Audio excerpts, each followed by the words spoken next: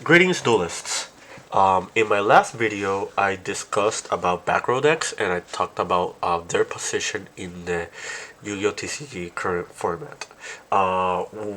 One particular deck that I had in mind was Eldlich. Despite Eldlich not having a showing in any events or whatsoever, I feel like historically, Eldlich has been a very good back row strategy. What I'm going to showcase you to here today is not an Eldlich deck, um, but a strategy that I've been playing around Eldlich that I found that is very fun, very unorthodox, very unearthed, and like I feel has very good potential in this format.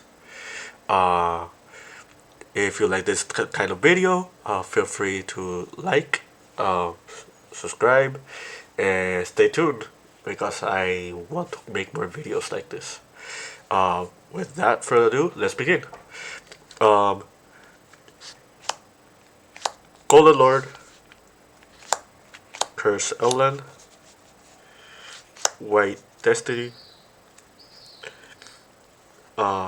Scarlet Sanguine, Golden Love Forever, Conquistador, Hakero. Um, I'm not going to too much detail on what Eldlich does. I think anybody who is watching this video should probably know how Eldlich works right now. What I'm going to do is going to explain these ratios and like benefits from them being and not being in the format. Right now, the two biggest outliers are Brandon and Kashtira, with Labyrinth being a close third place. And like Eldlich as a strategy does not really particularly struggle from all of them outside of Kashtira. Um, but against Kashtira, you can play a non of non-engine just to deal with that deck or that strategy if it's very prevalent. Um, so um, I feel like maxing out on these is really important because you want tempo, and not only do you want enough tempo, you want like uh, ways to keep playing with your back row if they end up removing it or like decycling it. Um, so that's like my explanation for maxing out on these. Scar Sanguine is kind of obvious. You kind of need to play this in every Eldritch variant. Um, Golden Land Forever. Um, Evenly Matched is a really common card this format. I feel like you are going to face that. Uh, you're going to face that strategy more than not, and just having a card you can access that can protect your back row and make sure you don't lose to that. Like I think is very important. Um, but yeah, um, this has historically not been played in Eldritch, but in this particular variant, this card is very free to use, um, and very accessible. White Destiny, um, if you're only playing just Golden Lord or just a Golden Lord deck, this card is not standard. However, in this particular variant that I'm showcasing, um, there are a lot of plays and lines you can do involving White Destiny. And I feel like moving forward, like this might even become a staple just because of ways this works if you already control Golden Lord. Curseland. Um, in the past, Eldritch strategies have not played this card like at a great volume, or some even end up cutting it. I feel like this card is really, really powerful for if you go second. If you go second, this card um, not only does it start your engine, uh, but it's also a really good board breaker. My explanation is the following. Um, you activate Curse Land, you pay 8. Let's say you have any of these spell and traps, like any copy of them, um, and you add your Golden Lord. So if your opponent has multiple interruptions, barring stuff like a Rise Heart, um, which you can't even trigger this against, um, what you can end up doing is pitching the Golden Lord alongside any of these. Let's just write it, for example, and you try to get rid of one interruption, and then you use the Golden Lord's effect, and you send the Curse Inland, and if this resolves, you can recover it back to your hand, resummon it, and it's a 3500 beast stick that cannot be destroyed by card effects, which is like really good for like your opponent's interruption. And this alone already baits like 2 cards by itself, if it's uncontested. Um,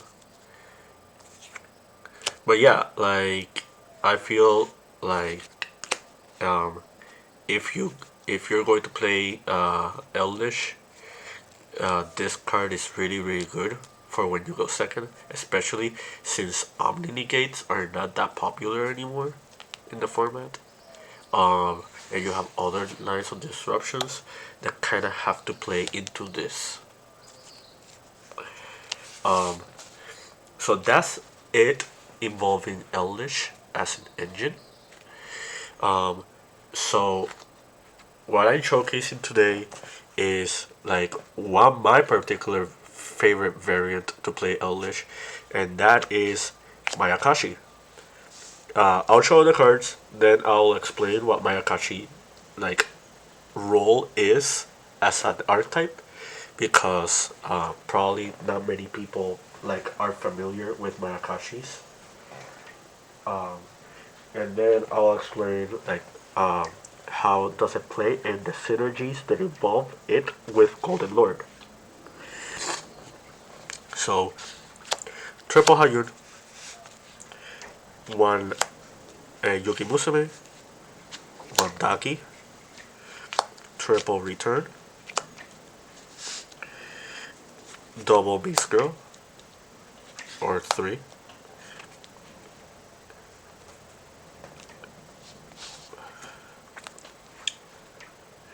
Oboro Guruma, Tsushigumo, Tengu, Yoko, Gachidoro, Yukiona the Ice Mayakashi, Yukiona the Icicle Mayakashi, and Yukiona the Absolute Zero Mayakashi. Okay, exploration time. Um, Mayakashi is a synchro heavy strategy that involves about by siphoning the graveyard out of your synchro monsters and your and capitalizing on their effects using your link monsters. Um, the main outlier of the deck is Yukiona, and the main play starter is Hayun, uh, and the one that cycles through your entire extra deck is Daki. The way Mayakashis work is that once Daki is in rotation, she is a level 2 tuner. Whenever you synchro summon, or link summon, or something from the extra deck is summoned that involves a Mayakashi, she keeps reborning herself from the graveyard, and it's not once per turn. The hurdle and the downside of all the Mayakashis themselves is that if you activate her effect or if you control any of these, you're locked into only summoning Mayakashi monsters from your extra deck. So that's how the play starts. Um, I guess I'll explain every single synchro. None of these synchros have effects when they are summoned from the extra deck. However, they do have effects when they're summoned from the graveyard. The way this works is if a Mayakashi monster from your extra deck, well, not from extra, but a particular monster, uh, is destroyed, these trigger, the synchros trigger from the graveyard to reborn themselves. And what would happen is that you're going to summon one when something from the ladder is destroyed. Like if a Link monster is gone, Koshiburo summons itself. If this dies, Yoko will be able to reborn itself. If Yoko dies, Tengu reborns itself. If Tengu dies, Tsushigumo reborns itself, and if Tsushigumo dies, the Wheel Mayakashi summons. Now, for their individual effects when they are summoned. Um, Koshiburo is unaffected by cards. It is an activated effect, so they can like trigger something in response, and it will be affected. So be mindful of that. Yoko destroys a monster. Tengu destroys a spell and trap. Shushigumo mills 3 for both players. And Oboro makes it so for the rest of this turn, zombies cannot be destroyed by battle. Now, I'm going to talk about the Link monsters because they play a particular role. Yukiona, what she does is that while she's on the board, if a synchro monster dies, you can target one monster and negate its effects. And something very important to note when it comes to all the Mayakashi monsters, including the Link monsters, you can only control one copy of them. So you cannot control multiple Yukionas or multiple like of the synchros. Yukiona, the Aikoseko Mayakashi, is the most important one, is the one that kind of like solidifies the strategy. What Yukiona does is that on summon, she can target one monster and negate its effects, and it's permanent negation. It's not like imperm or forbidden chalice or FM Veiler that they only last through the turn. Eh, the monster is pretty much always negated. Its graveyard effect, which is the most important effect, is the reason like I feel like this deck can actually compete. Quick effect, you can banish this card from the graveyard, and you can special summon one synchro zombie monster that is either in your graveyard or banished. Notice that I mentioned any zombie synchro monster, so it doesn't just have to be Mayakashis. It could also be Shiranui monsters, for example. It's a quick effect. It does not target, and you can summon it from banished as well. So that's really important. The As you already know, all the synchros have effects when they're summoned. So basically, Yukiona turns herself into a layer of disruption that is in your graveyard. The last monster I want to talk about is the Absolute Zero Mayakashi. So the first effect of Yukiona is that banished monsters your opponent from your opponent's possession cannot will have their effects negated. So biggest examples would be Thunder Dragon, Chiranui, and Floanderies. These will negate all of their effects from banished. The second effect is if a monster special summoned from the graveyard, or an effect or monster is activated from the graveyard, On a separate chain, she targets one face-up monster on the field. It'll negate its effects, and its attack will become 0. That negation is permanent, and it's twice per turn, not once per turn. So, if you control her on the board and you have the other Yuki-onna in your graveyard, she basically becomes a second interruption as well as the interruption she already provides. And if your opponent is playing a graveyard reliant strategy, or a strategy they rely on monster effects from the graveyard, she will also trigger, which is very, very important because you can easily catch your opponent's off guard. Mayakashi Return is basically either Foolish Burial or Rhoda for the entire archetype. It's kind of broken. It not only does it search monsters or dumps monsters, it can also search and dump spell and traps, which is important because of this next card. A Ghost Beast Girl, Masterful Mayakashi Shiranui Saga. So what this card does is, if you control a Link or Synchro Mayakashi or Shiranui monster, you can tribute it, and for the rest of this turn, neither player can summon monsters from your hand, deck, or extra deck. This is a really, really powerful effect. Not many decks can actually play around this. Like the two most dominant decks in the format being Branded and Kashtira can't really actually play around this property.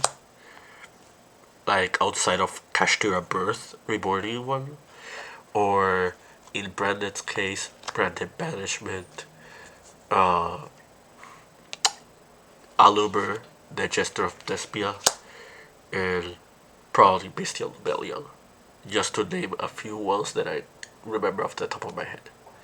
But yeah, like, this is really, really powerful. I feel like, so this there has a second effect. The second effect is, if this card is in your graveyard, you can banish it from your graveyard, target any zombie monster that is banished, and return it to the graveyard. Basically like burial from a different dimension.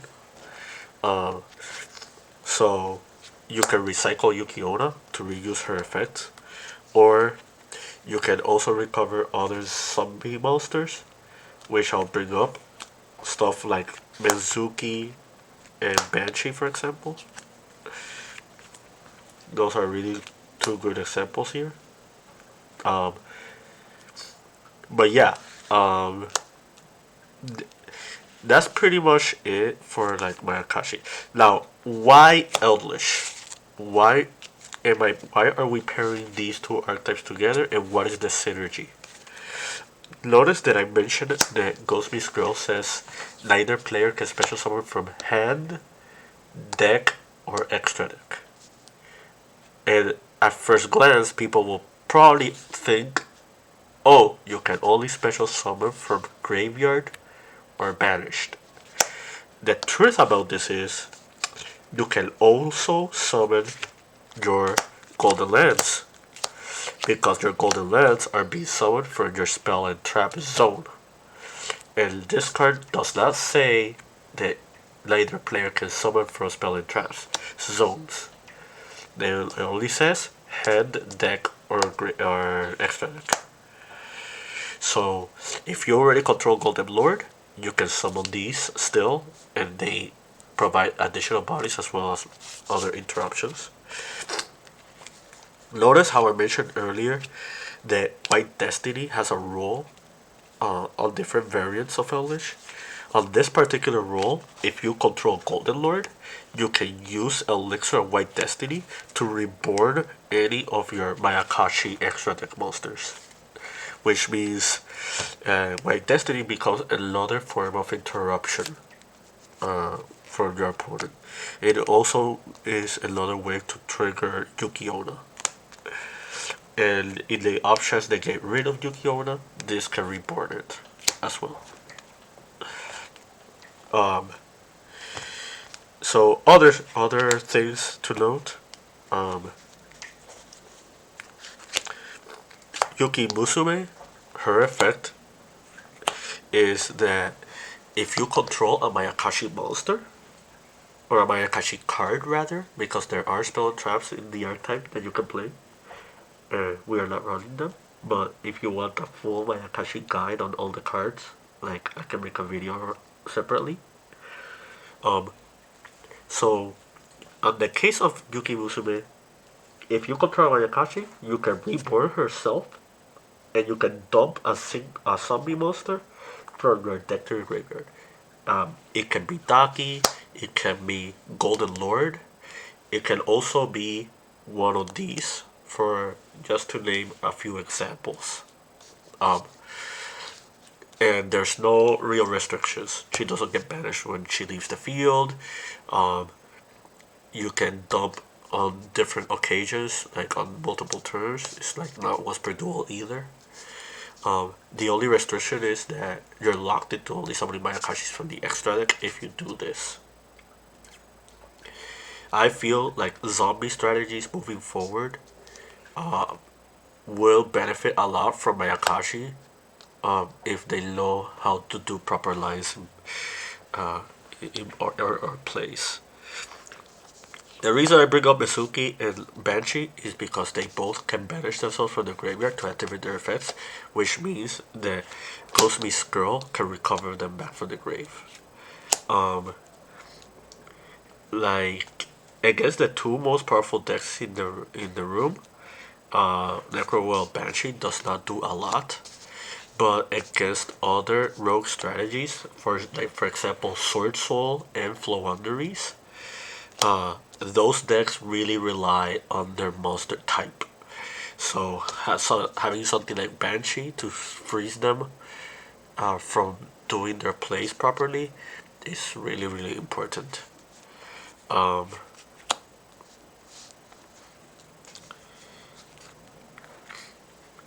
Another thing about this archetype or about this deck is that it can play Rivalry and it can play Skill Drain.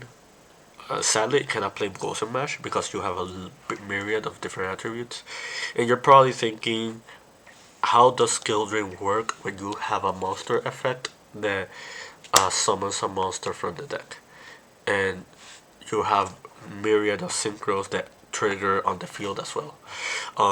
The thing about Skill Drain is that once Daki is in rotation, Skill Drain does not stop you from keep summoning synchros and links from the extra deck and Daki reusing her effect. Um, and granted, you are not available to using your synchro monsters effects, but like they're huge, like 3300, 29. Like there's a reason Labyrinth plays this card. Um, yeah, like I I'll keep prefacing this on like every video that involves like macro strategies similar to Eldlich. Any deck that can play Skill in this format is a really good deck to look out for.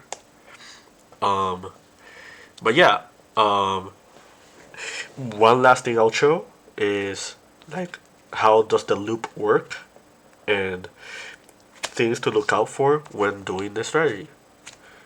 Um, so the one card combo is you summon Hayun, and Hayun will summon Daki. With Hayun and Daki, you synchro summon into Oboro, and then Daki will trigger because a monster was summoned from the extra deck. That's a Mayakashi monster, and she reborns herself. Then these two go into the Synchro 5. Daki triggers Synchro 7. Daki triggers Synchro 9. Daki triggers Synchro 11. Daki triggers. And you're probably thinking to yourselves, oh, we're just going to Synchro climb into 2, 3, and 4. And Daki will trigger each time. You can do that, but something that I like doing is that after you summon the Link 3 and re-summon Daki, you grab these two and you remake the Link 2, because you're using two monsters and you're using the Link 3 as the entire material. The reason you do this is because you are allowed to resummon the Link 3 in Yukiona and Daki triggers again. And then after resummoning them, you can summon into the Absolute Zero. Now, the reason you do this is because Yuki-Yona is a quick effect and can trigger on both a player's turn. So you can trigger Yuki-Yona on your turn, and then you can trigger Yuki-Yona on your opponent's turn. And if by some chance the loop is broken, then you can try to resummon the Link 2 and the Link 3. But yeah, and brief reminder, every time Mayakashi is summoned, this will trigger to like freeze an opponent's effect. So not only do you have follow-up, but you also have like multiple interruptions, and they're all coming from the graveyard. So like common cards to like stop strategies like these, like for example Book of Eclipse, you're unhindered by it. Like if they Dark Ruler no more, you like you're only stopping this interruption. You're not stopping the graveyard interruptions from Yuki-Onna. If they evenly matched, like you pretty much just keep this on board, and you have Yuki-Onna as an interruption for like whatever they do later. So that's pretty much it. Like the fact that deck can play these floodgates as well is really powerful. I think that's it as far as Mayakashi goes. I hope you guys are interested on seeing more stuff like this. I know this was a very lengthy video, but there was a lot to talk about, and probably in the future what I'm gonna do is showcase duels involving this strategy against other decks. Because a deck like this is very unearthed and probably needs like proof of concept. Thanks for watching and stay tuned.